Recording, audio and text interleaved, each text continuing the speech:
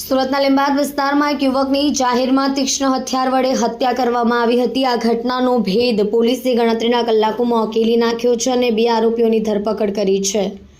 હત્યારાઓ સુરત છોડીને ભાગી જાય તે પહેલા જ લીંબાદ પોલીસે ઝડપી પાડ્યા હતા। આ ઘટનામાં ચોંકાવનારી વાત એ સામે આવી છે કે મૃતક અને આરોપીઓ સગા સંબંધમાં હતા અને નાસ્તો કરવાના પૈસા બાબતે થયેલી સામાન્ય બોલાચાલી હત્યામાં પરિણમી હતી।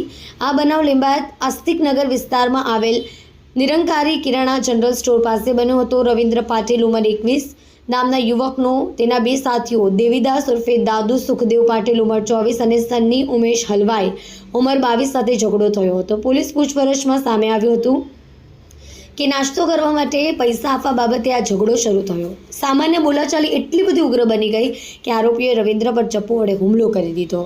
આરોપીઓએ રવિન્દ્રની પીઠના ભાગે, ડાબી બાજુના બગલના ભાગે અને ગળાના ભાગે ગંભીર અને જીવલેણ ઈજાઓ પહોંચાડી, જેને કારણે રવિન્દ્રનું ઘટના સ્થળે જ મોત નીપજ્યું હતું।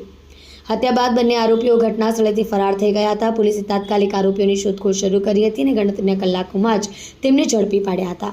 પોલીસની કડકાઈપૂર્વક પૂછપરછમાં આરોપીઓએ ગુનો કબૂલ કર્યો હતો। આરોપીઓ દેવીદાસ ઉર્ફે દાદુ ઉર્ફે ડેવિડ, સુખદેવ પાટીલ રહેવાસી પ્લોટ નંબર 21 આસ્તિકનગર રોયલ મેડિકલ પાસે લીંબાદ અને સન્ની ઉમેશ મોદનવાલ હલવાઈ ઉંમર 22નો ગુનાહિત ઇતિહાસ પણ છે।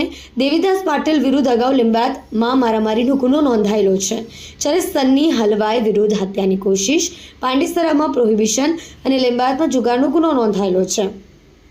આ ગુનાહિત ઇતિહાસ દર્શાવે છે કે આરોપીઓ અગાઉ પણ આવા કૃત્યોમાં સંડોવાયેલા હતા।